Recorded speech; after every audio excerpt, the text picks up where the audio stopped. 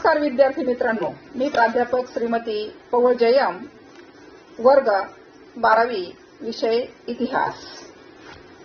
मागील तासिकेमध्येच आपण प्रकरण 5 भारत सामाजिक व धार्मिक सुधारणा चळवळी या पाठाला सुरुवात केली होती.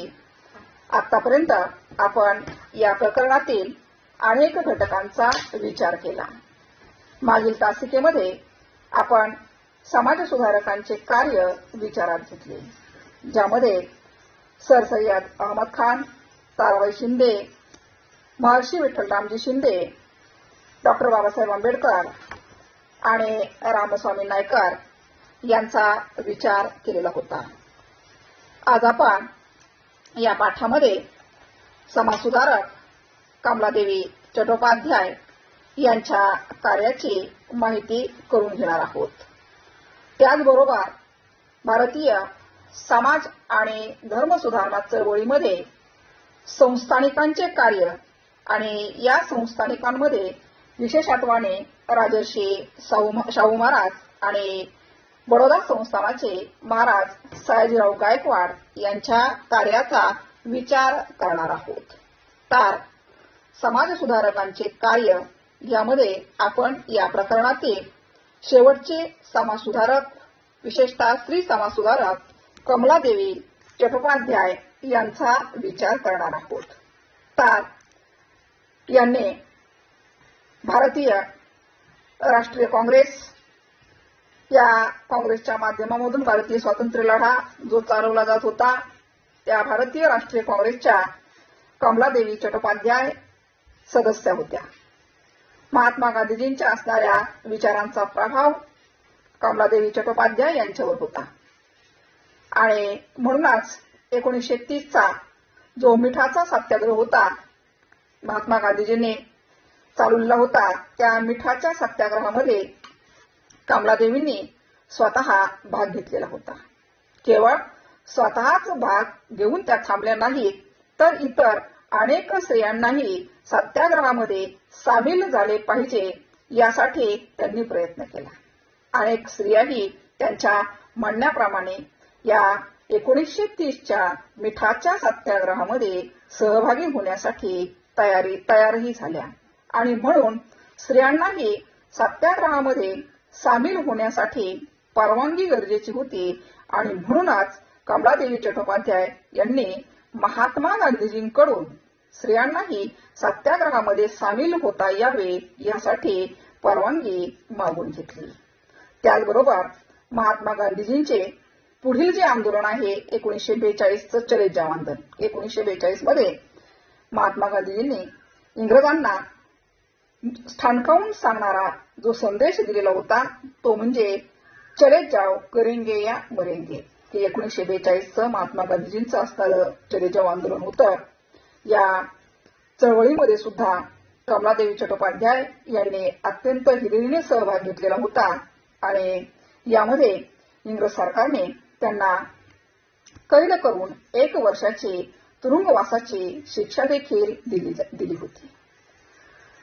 स्वातंत्र्य चळवळीबरोबरच कामगार, शेतकरी आणि स्त्रिया यांच्या प्रश्नाकडे देखील कमलादेवींनी लक्ष वेधलेले होते आणि म्हणूनच कामगार व शेतकरी यांच्या प्रश्नावर त्यांनी अनेक आंदोलने छेडण्याचा प्रयत्न केला की आंदोलनाच्या माध्यमामधून कामगारांचे आणि शेतकऱ्यांचे प्रश्न सुटतील असा त्यांना विश्वास वाटत होता. त्याचबरोबर शेतात काम करणारे ज्या स्त्रिया मजूर आहेत, या स्त्री मजुरांना न्याय मिळाला पाहिजे यासाठीही त्यांनी प्रयत्न केले होते. तसेच कारखान्यामध्ये सुद्धा स्त्रिया काम करत असत, परंतु कारखान्यामध्ये कामगार विषयक विशेष कायदे नसल्याने स्त्रियांना देखील अनेक तास काम करावं लागत होतं. रात्री देखील स्त्रियांना कारखान्यामध्ये कामाला बोलवलं जात होतं. म्हणजे त्यांच्या कारखान्यातील कामाच्या संदर्भामध्ये त्यांच्या हिताचं रक्षण करणारे कायदे नसल्यामुळे कारखान्यामध्ये पुरुष मजुराबरोबरच स्त्री मजुराची देखील पिळवणूक होत होती आणि म्हणूनच स्त्रियांना कारखान्यात काम करण्यासाठी चांगले वातावरण असले पाहिजे यासाठी कमलादेवी चट्टोपाध्याय यांनी आग्रह धरलेला होता. दुसरं महत्वाचं की ज्या कामगार स्त्रिया आहेत यांना बाळंतपणाची भर पगारी रजा मिळाली पाहिजे यासाठी देखील त्यांनी प्रयत्न केला होता.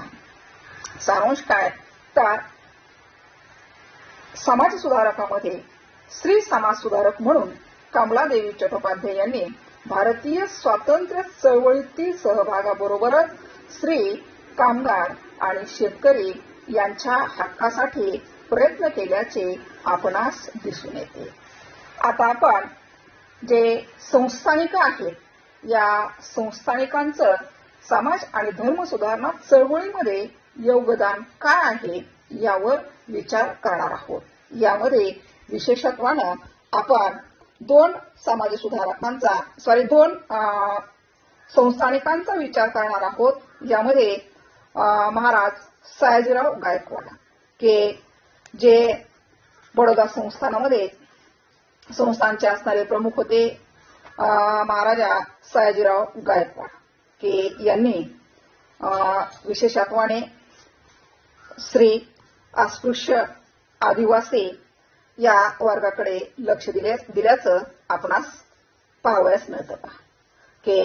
अस्पृश्य व आदिवासींना सरकारी खर्चाने शिक्षण आणि वसतिगृहाची सुविधा उपलब्ध करून देण्याचा आदेश महाराज सयाजीराव गायकवाडांनी आपल्या संस्थानात काढला.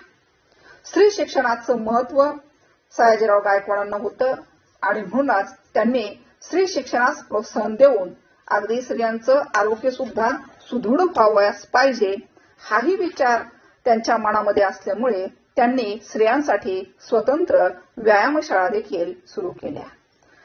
जातीयता महाराज सयाजीराव गायकवाडांना मान्य नव्हती म्हणून त्यांच्या राजवाड्यामध्ये सर्व जातीचे एकत्र सहभोजन घेण्याचा निर्णय महाराजांनी घेतला.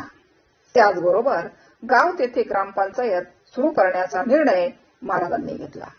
ग्रामपंचायतीचा सदस्य हा साक्षर असला पाहिजे ही अट विशेषत्वानं महाराजांनी घेतली. त्याचबरोबर वाचन संस्कृती वाढली पाहिजे, साक्षरता वाढली पाहिजे हा विचार समोर ठेवून गाव तिथे वाचनालय स्थापन करण्याची सुविधा महाराजांनी केली. संस्थानात प्राथमिक शिक्षण सक्तीचे व मोफत करण्यात आले. कमीत कमी प्राथमिक शिक्षण तरी मुलांनी घेतलं पाहिजे. त्यासाठी सर्वांनी शाळेत येणं गरजेचं आहे म्हणून प्राथमिक शिक्षण सक्तीचे आणि मोफत करण्याचा निर्णय महाराजांनी घेतला. शालेय मुला-मुलींना शारीरिक शिक्षण सक्तीचे केले. शेतकऱ्यांच्या मुलांसाठी शेतीपूरक कौशल्य विकासावर आधारित अभ्यासक्रम संस्थानात सुरू केला. शेतकऱ्यांची मुलं सुद्धा शाळेमध्ये आली पाहिजे आणि शेतीला अनुसरून त्यांना शिक्षण मिळालं पाहिजे म्हणून शेतीपूरक कौशल्य यावर आधारित जो काही अभ्यासक्रम आहे हा संस्थानामध्ये सुरू करण्यात आला. जे अनिष्ट प्रथा परंपरा आहेत मग बालविवाह पद्धत आहे, विधवांची स्थिती आहे म्हणून बालविवाह बंदी आणि विधवा पुनर्विवाह असे पुरोगामी निर्णय राबवण्यात आले. त्याचबरोबर संस्थानामध्ये विधवा स्त्रीबरोबर मुलींना माहेरच्या मिळकतीत वाटा देण्याचा कायदा महाराज सयाजीराव गायकवाडांनी संमत केला. विधवा स्त्रीला स्वतः तिच्या पायावर उभी असावी का ती सक्षम असावी या दृष्टिकोनातून त्यांनी हा निर्णय घेतलेला होता. तर या पद्धतीने बडोदा संस्थानाचे महाराज सयाजीराव गायकवाड यांनी या समाज आणि धर्म सुधारणा चळवळीमध्ये अत्यंत महत्वाचे असे निर्णय आपल्या असणाऱ्या संस्थानामध्ये घेतलेले होते. त्यानंतर आपण पुढील संस्थानिकांचा विचार करणार आहोत ते म्हणजे कोल्हापूर संस्थानाचे राजर्षी शाहू महाराज. राजर्षी शाहू महाराज हे सुद्धा सुधारणावादी विचारांचे समाजातील प्रथा परंपरा रूढी या असणाऱ्या विरोधामध्ये असणारे अनेक पाश्चात्य विचारसरणी असणारे संस्थानिक होते. राजर्षी शाहू महाराजांची धोरणे हे तत्कालीन समाज व्यवस्थेत पुरोगामी होती. हे त्यांनी राबवलेल्या अनेक कल्याणकारी सुधारणा दिसून येते. शाहू महाराजांनी कोल्हापूर संस्थानात दलितांसाठी आरक्षणाचा जाहीरनामा प्रसिद्ध केला. संस्थानात मोफत व सक्तीच्या प्राथमिक शिक्षणाचा कायदा केला. रोटी बंदी, बेटी बंदी आणि व्यवसाय बंदी अशा निर्बंधावर टीका केली. आंतरजातीय विवाहामुळे जातीयतेचा प्रश्न बऱ्यापैकी सुटेल असं त्यांना वाटत होतं, म्हणून आंतरजातीय विवाहाचा कायदा महाराजांनी संमत केला. संस्थानात कोणताही व्यवसाय कोणालाही करण्याची परवानगी दिली.